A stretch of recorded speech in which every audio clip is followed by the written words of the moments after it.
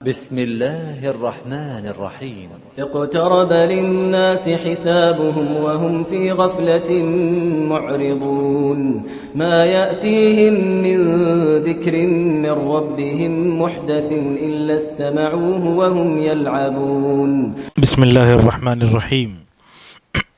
الحمد لله رب العالمين والصلاة والسلام على أشرف الأنبياء والمرسلين نبینا محمد وعلى آلہ واصحابہ اجمعین وعلى من تبعہم بإحسان الی یوم الدین اما بعد.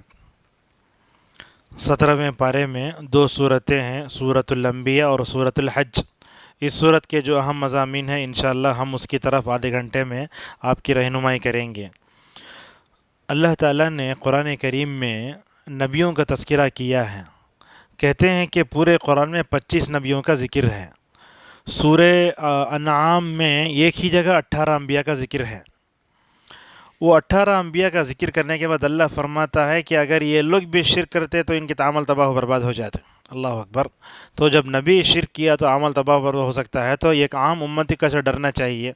اور اللہ سورہ زمر میں فرماتا ہے کہ اے محمد اگر آپ بھی شرک کریں نا، امت بھی ساتھ میں خطاب میں شامل ہے، اگر آپ شرک کریں تو کیا ہو جائیں گے؟ آپ کے سارے عمل تباہ و برباد ہو جا کے دنیا اور آخرت میں سب سے نقصان اٹھانے والے آپ ہو جائیں گے. تو یہ بات تو 25 انبیاء کا ذکر ہے، وہاں 18 اور بقیہ ہے. یاد رکھیں آپ، قرآن میں پورے انبیاء کا ذکر نہیں ہے. اللہ تبارک و تعالیٰ کچھ نبیوں کا تذکرہ کیا، کچھ کا نہیں کیا. جن کا نہیں کیا ان پر بھی ہمیں ایمان لانا ضروری ہے. یہ نہیں بولنا ان کا قرآن میں ایمان ذکر نہیں ہے اس لیے ہم ایمان نہیں لاتے، غلط ہے. اور یہ ایک نبی کو جھٹلانا سارے نبیوں کو جھٹلانے کی طرح ہے. اگر کوئی یہ کہتا ہے کہ میں عیسیٰ کو نہیں مانتا، کافر. اگر کوئی یہ کہتا ہے کہ میں موسیٰ کو نہیں مانتا، کافر پکا. ایسا تو اللہ تعالیٰ سورہ شعراء میں اس کی طرف وضاحت فرماتے ہیں. یہاں سورہ انبیاء شروع ہو، سب سے پہلے فرماتا ہے حساب کا وقت آ چکا ہے لیکن لوگ غفلت میں پڑے ہوئے ہیں. حضرت ابو الدرداء رضی اللہ عنہ، یہ دیکھیے مثال، مدینہ کی گلیوں میں جاتے، اندھیرے میں رات میں مدینہ کی گلیوں میں چل کر پکارتے، لوگو یہ رات کے اندھیرے میں تم خراٹے کی نیند سو رہے ہو، کل تمہیں قبر کے اندھیری رات میں سونا ہے، ذرا اس کے لیے تیاری کر لو. ایسا جو ہے لوگوں کو توجہ دلاتے تھے.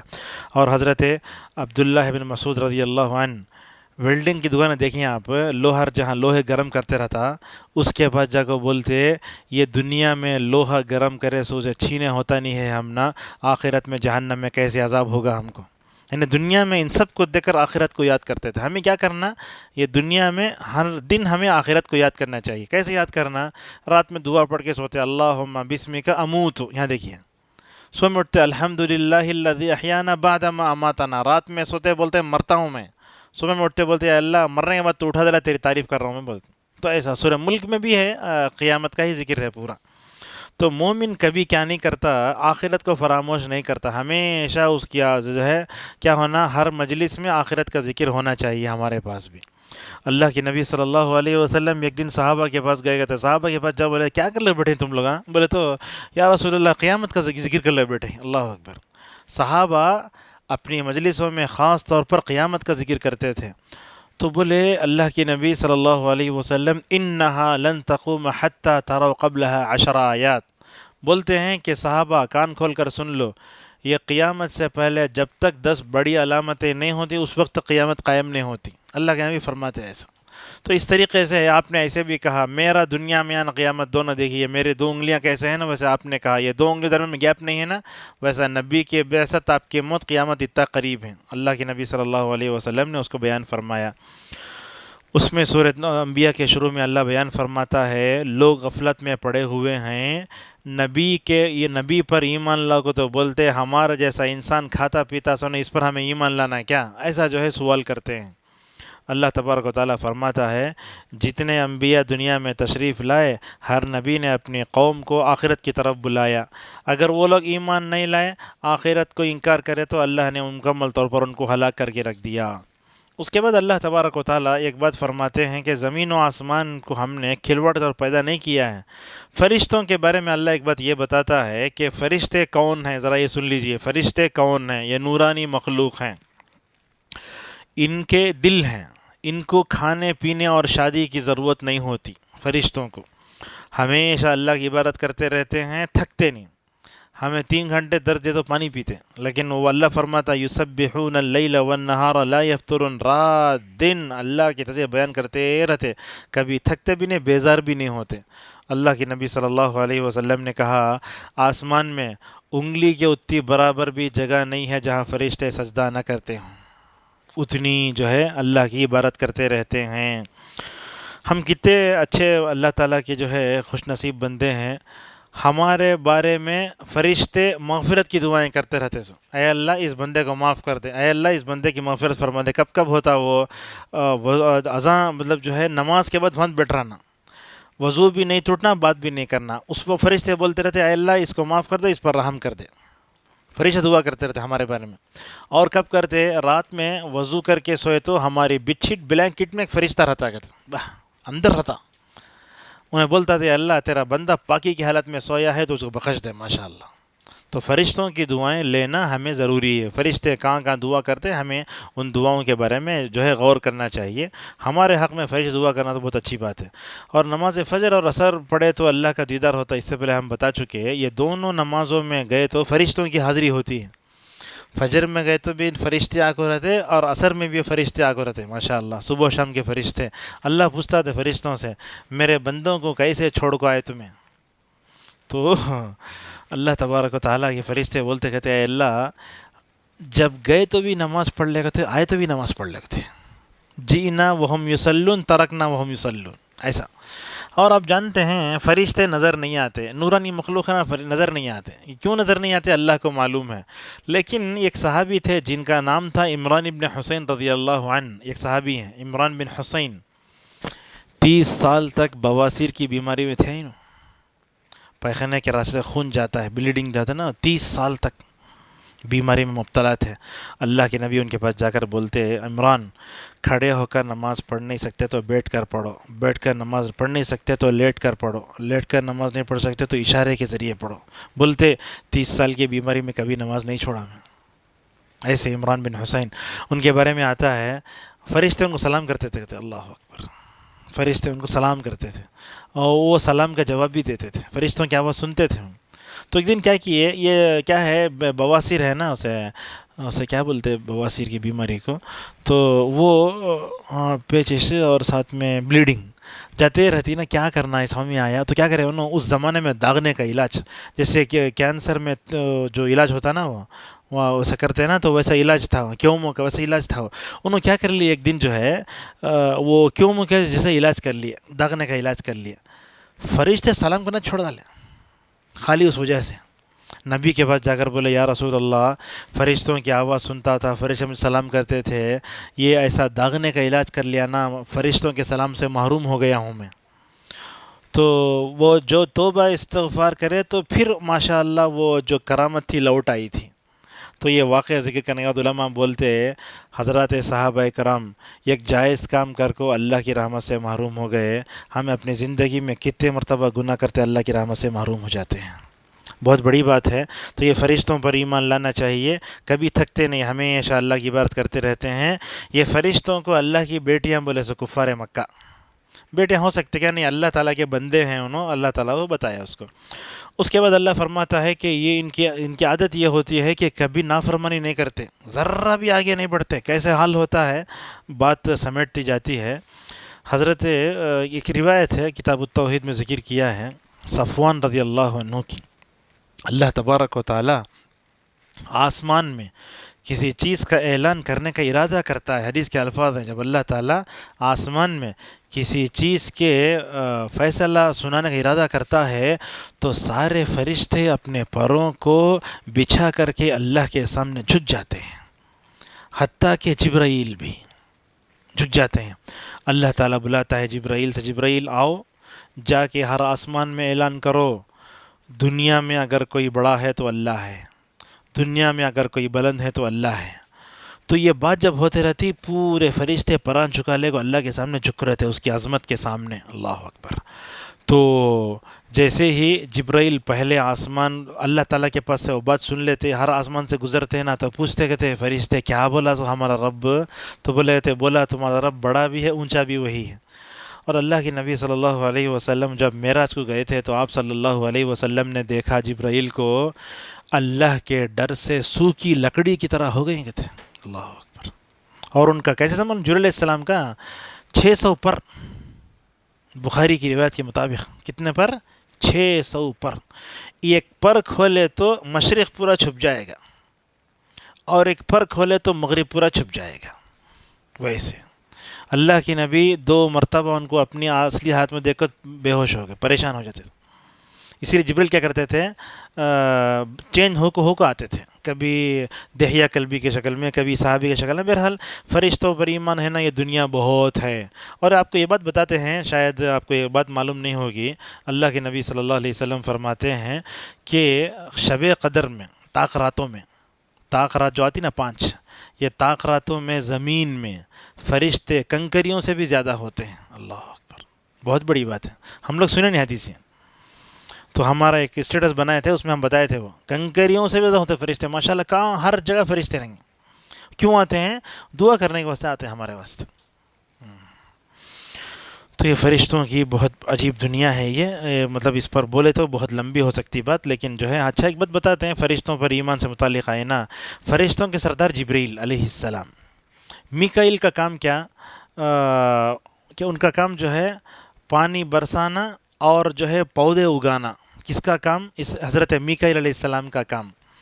اچھا، یہ اسرائیل کو موت مطلب روح نکالتے بلکہ مشہور ہے، وہ نام صحیح نہیں ہے اسرائیل، وہ اس کا نام ملک الموت ہے، موت کا فرشتہ. سورہ سجدہ میں قل یتوفاکم ملک الموت. اچھا، اسرافیل سور پھونکیں گے بول کے ہے، علامہ قرطبی بولتے ہے دلیل اس کے بہرحال تچ. اور اس کے علاوہ جنت کے فرشتے کا نام رضوان ہے بلکہ مشہور ہے، وہ روایت ضعیف ہے، نہیں ہے.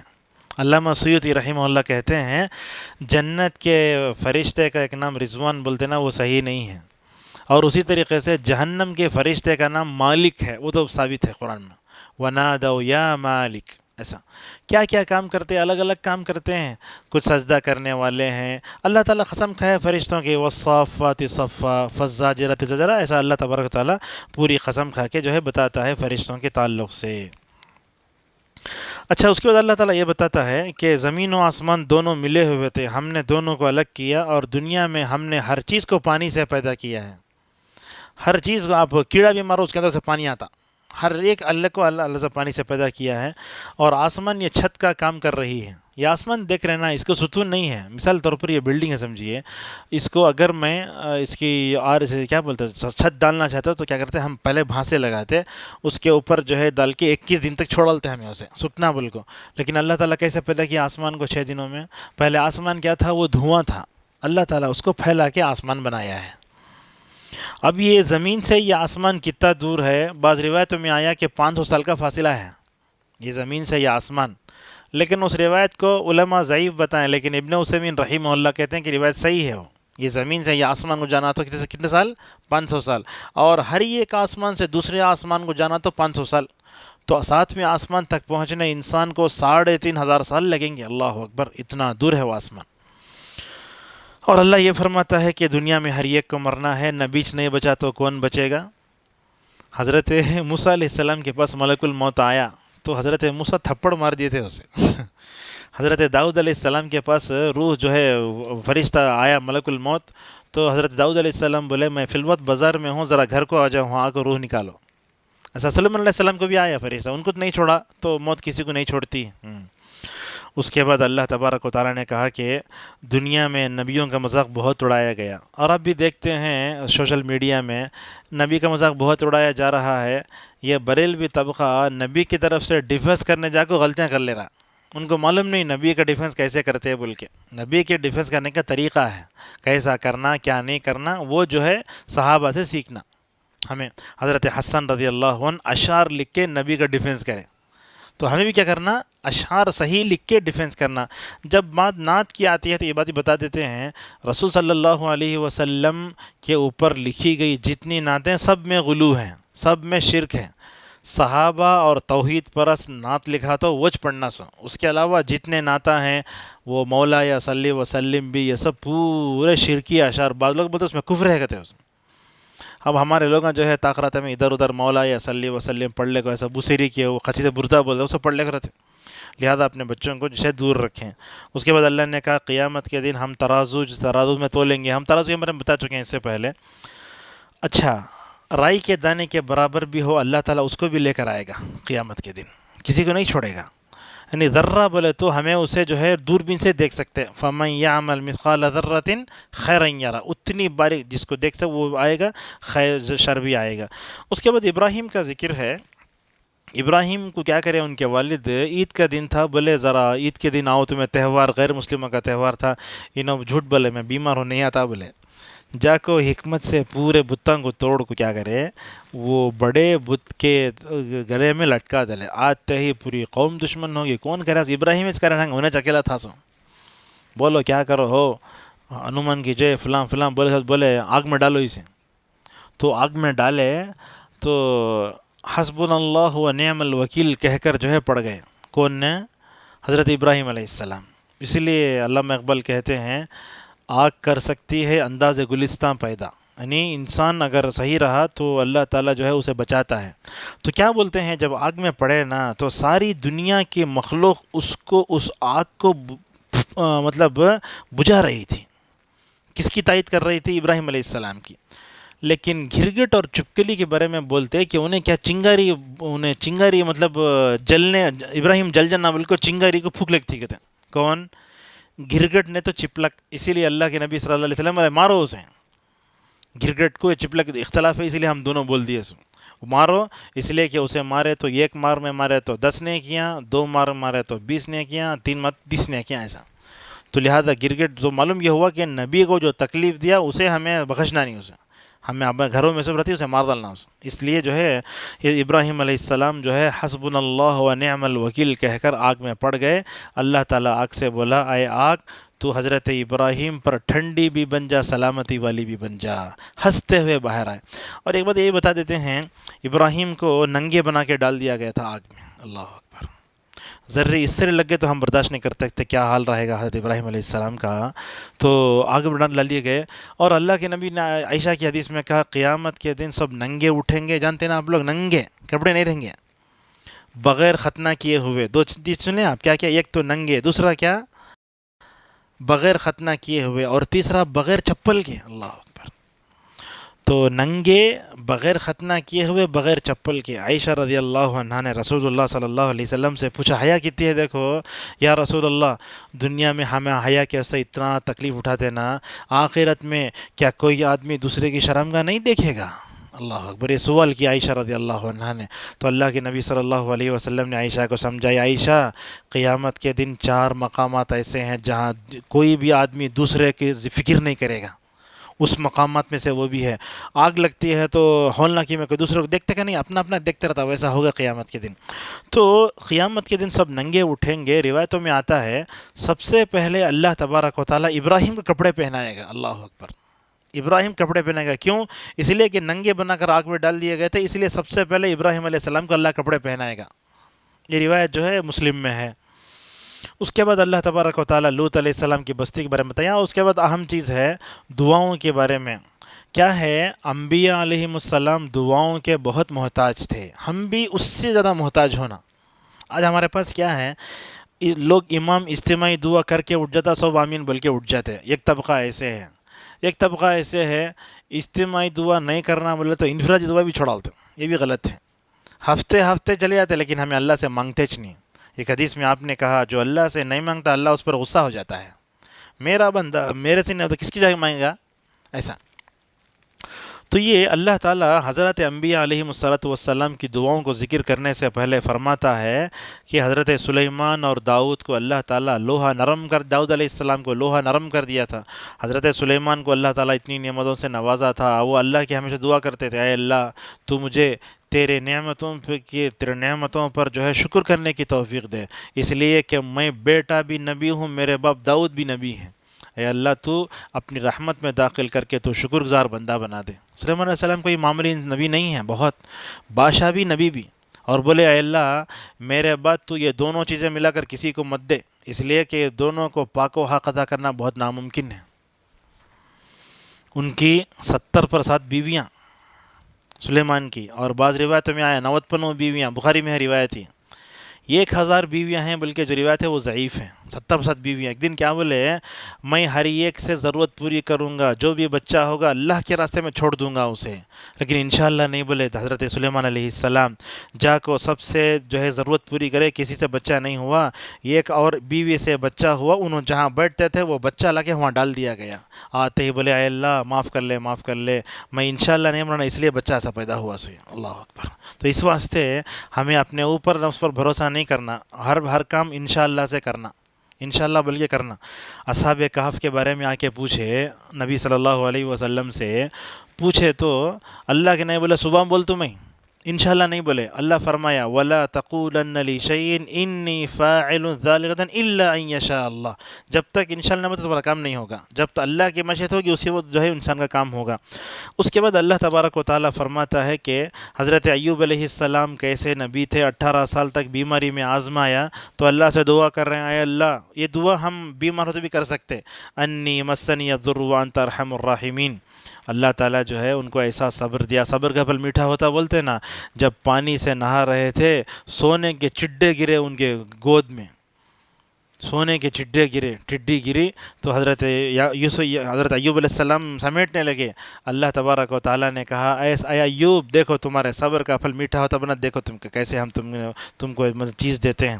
اس کے بعد یونس علیہ السلام کا ذکر آیا، گزر چکا یونس کا، انہوں اپنے قوم سے جو ہے مایوس ہو کر اللہ کی اجازت کے بغیر ہجرت کرنے کے لیے کیا ہوتا ہے، اللہ کی اجازت ضروری ہوتی ہے۔ جا کو کیا کرے، سمندر میں گئے، مچھلی میں نگل کی، مچھلی چبائی نہیں ان کو، تو کئی دن تک، کتنے دن رہے وہ قرآن میں نہیں ہے، بولے اللہ تعالیٰ بولتا فرماتا ہے کہ اگر وہ جو ہے لا الہ الا انت سبحانک انی کنت من الظالمین نہیں پڑھتے تو قیامت کے دن تک مچھلی کے پیٹ میں رہتے تھے۔ اللہ اکبر، ایسا۔ اس کے بعد زکریا کا ذکر فرماتا ہے، بچے کے بارے میں پریشان ہوئے، مریم کو اولاد مل گئی بغیر شوہر کے، میں بیوی رکھو مجھے اولاد نہیں دیتا، کہ اللہ وہاں کھڑ کو اللہ سے دعا کرے، اللہ اولاد دیا۔ تو اللہ تعالیٰ فرماتا ہے ان نبیوں کا ذکر کر کے، نبی جب اللہ تعالیٰ کی دعا، اللہ تعالیٰ سے دعا کرنے کا اتنا ضرورت مند ہوئے تو ہم کیوں جو ہے ضرورت مند نہیں ہونا، ہم بھی ضرورت مند ہونا، اللہ سے سوال کرنا، کوئی بھی شکایت دنیا میں کسی سے نہیں کرنا، اپنی ساری ضرورتیں اللہ تبارک و تعالیٰ کے سامنے رکھو۔ تو فرماتا ہے کہ یہ انبیاء کیسے تھے، ہر چیز میں اللہ تعالیٰ سے ہی سوال کرتے تھے، ڈرتے بھی تھے، اس سے ثواب کی امید بھی رکھتے تھے، اور جو ہے نیکیوں کے میدان میں آگے بڑھنے والے۔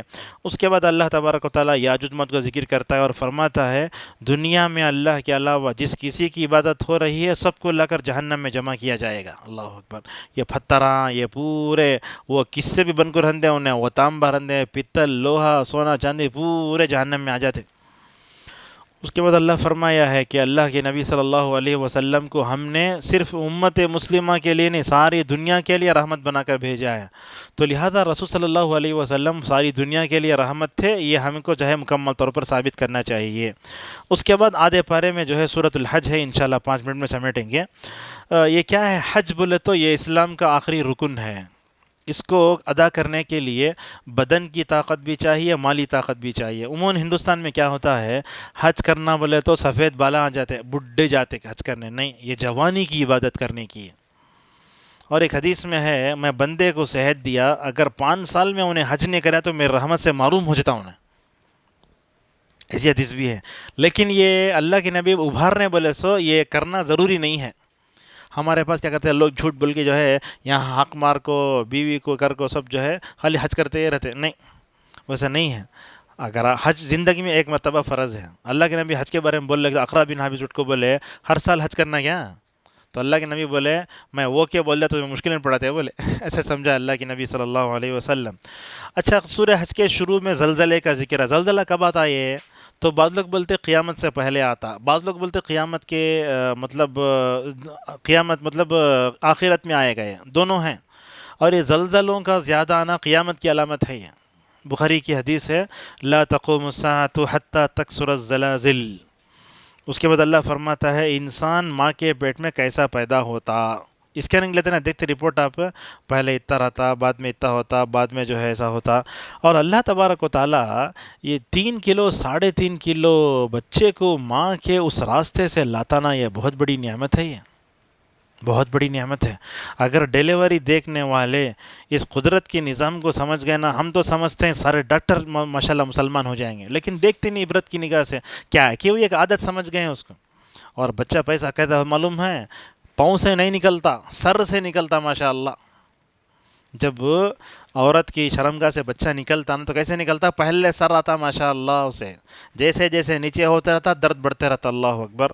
حضرت عبداللہ ابن عمر رضی اللہ عنہما دیکھتے ہیں ایک آدمی کو اپنی ماں کو اوپر اٹھا لیا ہے طواف میں، تو بولا کہ تمہیں اپنی ماں کا حق ادا کرے سمجھ گئے کیا؟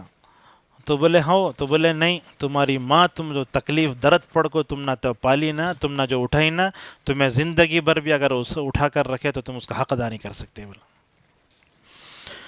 تو یہ کتنا ماں کے پیٹ میں کتنا خط رہنا، وہ ڈاکٹر لکھ رہتے DOB ڈیلیوری ڈیٹ، لیکن کیا ہوتا وہ آگے پیچھے ہوتے رہتا۔ وہ 6 مہینے کریکٹ اس کا وقت ہے، 6 مہینے پیدا ہوتے، 7 مہینے پیدا ہوتے، 8 مہینے پیدا ہوتے، 9 مہینے پیدا ہوتے، 10 مہینے میں پیدا ہوتے۔ یہ اللہ تعالیٰ کی معلوم ہے، وہ دنیا کے کسی امریکہ کی مشین لے لیتے بھی ہمیں برابر اندازہ نہیں لگا سکتے۔ یہ اللہ تعالیٰ کی قدرت ہے۔ یہ حالت حمل میں عورتوں کیا کرنا چاہیے؟ زیادہ قرآن پڑھنا چاہیے، زیادہ اللہ کا ذکر کرنا چاہیے۔ اس سے کیا ہوتا ہے؟ بچے پر اثر پڑتا ہے۔ اگر بچہ پیٹ میں رکھ لے گا، عورت نماز بھی پڑھتی نہیں ہے، سڑی نیٹی پہن لے کے اوڑھنے اوڑھ لے کے جھتری سے چھوڑ لے کے رہے تو کیا ہوتا ہے؟ بچے ہی بے نمازی پیدا ہوتے۔ تو اسی لیے حالت حمل میں کیا ہونا؟ نیک رہنا انہیں، اور مرد کی ذمہ داری بنتی ہے کہ وہ عورت کو چڑچڑانے نہیں دینا ان دنوں میں، اس لیے کہ سب سے پہلے انہیں خود اکیلی ایک کو زندگی دے رہی انہیں ماشاءاللہ، ایسے وقت میں اسے ساتھ دینا، اس کا ساتھ دینا، مکمل کرنا، یہ سب باتیں ہیں خواتین اگر رہی تو اچھی طرح سمجھ سکتی ہیں۔ اور اس کے بعد اللہ فرمایا ہے کیسے تم جب پیدا ہوتے ہو اس کے بعد بوڑھے ہو جاتے ہو۔ بوڑھے ہو تو کیا ہوتا ہے؟ انسان پورا جاہل ہو جاتا بڑا ہوا تو۔ اس کے بعد اللہ فرمایا کہ دنیا میں کچھ لوگ اللہ کے بارے میں جھگڑتے رہتے ہیں، تکبر کرتے ہیں۔ اور ایک بات بتاتے ہیں اس میں، کچھ لوگ اللہ کی عبادت کرتے ہیں تو شرطیہ عبادت کرتے ہیں۔ کیسا بولے تو میں بیمار ہو گیا ہوں، کینسر بیماری آ گئی ہے، بیماری رہے تک عبادت کرتے ہی رہتا، بیماری اچھی ہوتی چھوڑا لیتا۔ ایسا نہیں کرنا۔ یہودی جب اللہ کے نبی مدینہ کو آئے نا، بولتے تھے یہ سال پیک بہت اچھی ہے بھائی، محمد کا دین زبردست ہے، پیک خراب ہوئی تو بولے محمد کے دین اچھا نہیں ہے۔ ایسا نہیں ہونا، ہمیں ہمیشہ عبادت کرنا اللہ کی، چاہے ہم اچھے رہیں، برے رہیں، تکلیف میں رہیں، خوشحالی میں رہیں، ہمیشہ اللہ کی عبادت کرتے رہنا چاہیے۔ اور اس کے بعد اللہ یہ بتایا کہ دنیا کی ہر چیز اللہ کو سجدہ کر رہی ہے، درخت بھی سجدہ کرتا ہے۔ ایک صحابی سجدہ کر لے کو ہیں، درخت پیچھے سے آ کو سجدہ کر رہا ہے اور دعا بھی پڑھتا ہے ماشاءاللہ۔ اللہ کے نبی کے پاس آ کر بولے تو اللہ کے نبی صلی اللہ علیہ وسلم نے کہا ہاں صحیح بات ہے۔ تو یہ جو سجدہ کرتے ہیں نا، یہ مطلب درخت ہوا سے جھکتے ہیں۔ اب وہ سجدے کی کیفیت کیا ہے نہیں معلوم، لیکن سجدہ کرنے کا مطلب کیا ہے وہ اللہ کو معلوم ہے، ایک بات۔ دوسری بات یہ ہے اللہ کے سامنے جھک کر ہیں سب بھی۔ تو اب یہ کرونا وائرس آ کو دیکھو، دنیا کی بڑی بڑی طاقتوں کو جھکا کے رکھ دیا، اب اس کے سامنے جھکنا تمہیں میں نہیں جھکتا بلکہ بول ہی نہیں سکتے۔ وَلَهُ أَسْلَمَ مَنْ فِي السَّمَاوَاتِ وَالْأَرْضِ طَوْعًا، چاہتے ہوئے بھی نہ چاہتے ہوئے بھی اللہ کے سامنے جھکنا پڑتا ہے انسان کو۔ اللہ تبارک و تعالیٰ وہ بات سمجھاتا ہے، اور قیامت میں کیا ہوگا وہ باتیں بتا کی گئی ہیں۔ اور ابراہیم علیہ السلام کو اللہ تعالیٰ جو کیا کیا، کعبۃ اللہ کے پاس ٹھکانہ دیا، انہوں وہاں گئے اپنے بچے کی تربیت کے لیے جو ہے یہ کرے، اس کی دیواروں کو اونچا کرے۔ جو بھی حاجی عمرہ کرنے والا جاتا نا، ابراہیم کو بھولتا نہیں، اسماعیل کو بھولتا نہیں، حضرت حاجرہ کو بھولتا نہیں۔ یہ دنیا کی نبی صلی اللہ علیہ وسلم کے بعد بہترین فیملی ہے، ابراہیم، اسماعیل، حاجر، سارہ اور اسحاق۔ کیا ہے اب سعی کر رہے ہیں، دوڑ رہے ہیں ہم بیچ میں، 2 ہرے لیٹن لگ گئی وہاں، وہ دوڑے تو کیا دوڑتے وقت حاجرہ یاد نہیں آتی؟ ہمیں خالی دوڑ کے تو نہیں ہے، حاجرہ کو دیکھنا، شیر خر بچے کے لیے کھجور بھی پانی ختم ہو تو دوڑی نا، اللہ اکبر۔ وہاں گئے تو ابراہیم کو یاد کرنا، حضرت اسماعیل کو یاد کرنا، ان کے حق میں دعائیں کرنا، کیسی کیسی تکلیف پڑے ابراہیم علیہ السلام، اسماعیل علیہ السلام۔ اور اپنے بچے کی تربیت کے لیے کعبۃ اللہ کو چننا، ہمیں بھی کیا کرنا، بچوں کی تربیت کے لیے اچھا مقام چننا، اچھا استاد چننا۔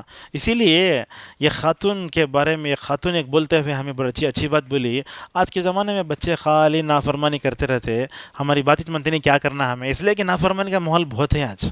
تو نہ بولے 2 باتیں کرو، تمہیں ذرا نوٹ کیجئے اس پوائنٹ کو، کیا ہے بولے تو ایک تو یہ ہے کہ تم جو ہے اگر تمہارے اندر مالی طاقت ہے، بچوں کو حج عمرہ کراؤ ماشاءاللہ، اس کا فائدہ کیا ہوگا معلوم ہے؟